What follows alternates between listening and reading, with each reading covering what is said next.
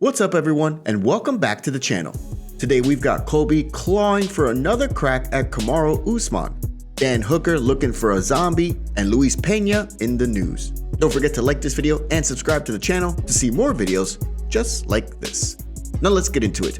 Dan Hooker wants Korean Zombie for a possible return back down to featherweight, with Dan Hooker officially letting the world know that he can indeed make the featherweight limit. It looks as though the Kiwi is making a return to the lower weight division. The video, which was posted on Hooker's Instagram account this week, saw him weigh in officially at 146 pounds. It created a bit of a stir in the MMA world because Hooker is a lightweight contender, and a move back down in weight means he's serious about taking a crack at other lighter foes. Well, on the MMA Hour this week, Ariel Helwani asked the Hangman about the test weight cut and why he's looking to go down to the featherweight division. And this is what he had to say. Well, for one, it's just, it's just an advantage that I haven't been capitalizing on, if I'm being honest. Well, there's a number of things. There's a number of advantages that I haven't been capitalizing on. But that's just one of them. So it's kind of moving forward and learning from the past. You have to make adjustments for the future. And that's just one of them. Getting back, working with my team, that travel opening up to the world, being able to, I'm excited for the future. I feel like featherweight is the weight class that I can really thrive at. And it's a weight class where I can really capitalize on all of my advantages. But yeah, it's on the same turn. I get to get back to New Zealand, and in the future, I'll be training with and going into fights with a full can, traveling with my full coaching staff, and then competing at a weight class that I feel pretty content with and pretty comfortable with. So I'm definitely excited for the future. Then Hooker was asked about a hypothetical situation. In a perfect world, who would be his first featherweight opponent? This is what the Hangman had to say. Head and shoulders, the number one guy that I would love to get in there with would be the Korean Zombie. I would love to throw down with the Zombie. So I don't know what the people were saying. That's why I just put it out there, stepped on the scale, made the weight, and I feel like you just let the people decide. I feel like whoever the people want to see me in there against will kind of convince the UFC. So it's whatever everyone wants, everyone can get. But for me, it would be head and shoulders the Korean Zombie. What do you make of Hooker's comments here? And would you like to see the Korean Zombie and the Hangman duke it out in the octagon? And who do you think would win that fight? Former UFC fighter Luis Pena is back in jail and charged with battery. In just a matter of months, Luis Pena was arrested several times by police in Florida. The 28-year-old was arrested for the third time this past Tuesday in Broward County for battery and criminal mischief, both misdemeanors. This comes over a month after he was arrested on October 10th in Deerfield Beach, where he was detained for simple battery and domestic violence. He was also arrested back in June in Coral Springs for battery, robbery, and criminal mischief again. He was released by the UFC last month, at which time the UFC made this statement. The UFC is aware of the disturbing allegations concerning the recent arrest of Luis Pena. Mr. Pena has been open about his struggles with mental health and substance abuse issues, and the organization has on multiple prior occasions attempted to help him get professional treatment. At this time, the UFC believes Mr. Pena needs to deal with the health and legal issues in front of him, and consequently has informed Mr. Pena's management that his promotional agreement has been terminated. Now, with Pena's third arrest in 5 months, it's looking like the UFC cut their losses at a good time, but we do hope he's able to move past these charges. What do you make of his latest arrest? Real quick, take a second to hit that like button and subscribe to the channel to keep up to date with the latest fight news. George St-Pierre is the shadow that haunts the division, admits Kamaru Usman, but the Nigerian Nightmare wants to take him on. With how good Kamaru Usman has looked while defending his welterweight title, many people have been talking about him being the greatest welterweight of all time. UFC President Dana White was ready to anoint Kamaru as such following his unanimous decision win over Colby Covington at UFC 268 earlier this month. Still, the specter that is hanging over it all is one French Canadian, George St-Pierre. Usman has 5 UFC welterweight title defenses to his name, while GSP has 9. Still, with Kamaru's 15-fight winning streak, many are ready to call him the GOAT of the welterweights. Still, Kamaru acknowledges that GSP is still the top dog in the history of the welterweights, but he's ready to surpass GSP and even defend his title against the legend if it ever comes to it.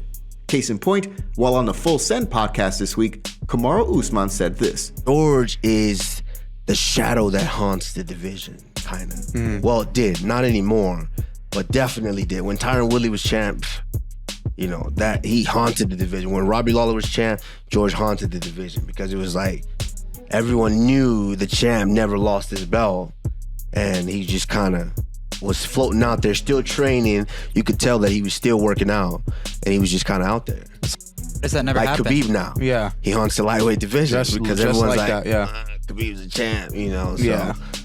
George doesn't want it.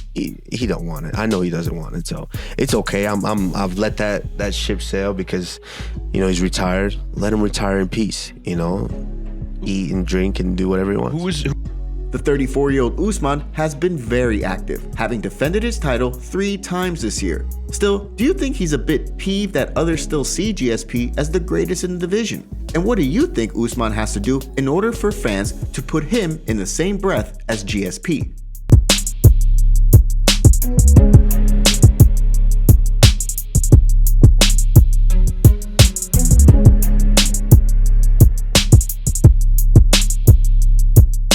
Francis Ngannou admits he avoided coach in viral video.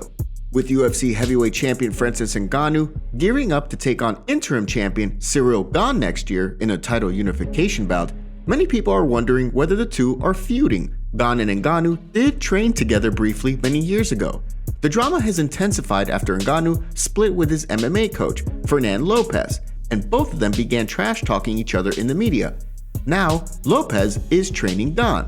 The whole thing became even more public when footage was released following UFC 268. The footage shows a brief moment at Madison Square Garden backstage, in which Ngannou was walking down a hallway with his former coach, Lopez, and 2 of his students, Gane and French welterweight Nassourdine Imavov, standing on the side. Ngannou ignored all 3 completely. Well, this week, Ngannou sat down with former heavyweight and light heavyweight champion Daniel Cormier, and the ex-champ asked Ngannou about that viral video, and this is what Ngannou had to say. I feel like I didn't want to say hi for my sake. It's been a couple years now that he's out there picking on me. I mean, like, yeah, I want to be nice, but I won't go. You know, when I saw him in that position, I have a few thoughts. I'm like, okay, should I say hi? Then I'm like, I don't know. You know, I might go closer and say hi, and then somehow you will hear that I have said this, which is not what I said. You know, like getting close to him was giving an opportunity for him. Not only the fact that I'm sure that he didn't need me to say hi, but it was a way, he was giving him an opportunity maybe to say something again that I didn't say. So I'd rather stay in the distance. So it was good that the camera was there. They couldn't say, Francis said this, right? That was for my sake. I needed that. No, not like Francis said this. Maybe you can stand there. If we have to talk, we talk here. But once again, I don't have a need. It's not like we're friendly, you know. He's attacking me all the time. Like, I can't do that. You know, I don't feel like it. Then Ngannou made it clear that it was about his ex-coach, Fernand Lopez, and not about Cyril Gane, because this is what he had to say about that. The only thing that bothers me a little bit, and he was right, I would have looked confused, obviously, as his coach said, he's naive.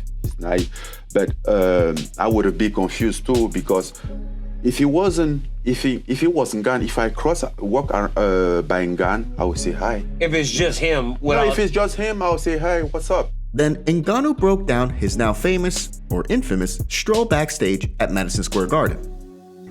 When I saw them, I'm like, okay. When I thought that, I moved my eye. So I didn't even see the Mansour who fought that night. Yeah, the kid that fought. And I don't have any problem with Mansour. I don't have any problem with Cyril. But, you know, and I know the guy next to them, and it's gonna be awkward. Yeah. And if I say hi to them without saying hi to Fernand and they respond, I think that might cause them a problem. Yeah. As well. So, like, Better just to say nothing. This was a very confusing situation. Like, okay, how do you do here? Can you do here? With Ngannou and Gane set to meet on January 22nd in Anaheim, California, the stage is set for a heavyweight showdown. But what do you make of Ngannou's comments here? And who do you have winning this fight? Colby Covington says Kamaru Usman is questioning how much time he has left in the sport following UFC 268. It's clear that Colby Covington is still hungry for that UFC welterweight title. Despite him giving a lot of props to Usman following their UFC 268 encounter earlier this month, Chaos feels he's owed a trilogy fight, given how close their fights have been. Back in late 2019, Usman beat Colby in the final minute of the final round via TKO. Then in the main event at UFC 268 in MSG this month, he beat Chaos via unanimous decision. But Colby believes he won 3 rounds versus Kamaru's 2 rounds, and doesn't really believe he lost this fight, despite accepting the loss. Colby is still doing all he can to get another shot at the champion, but he says the champion is looking elsewhere, possibly at retirement. Case in point, he told the boys of the Submission Radio podcast this week this.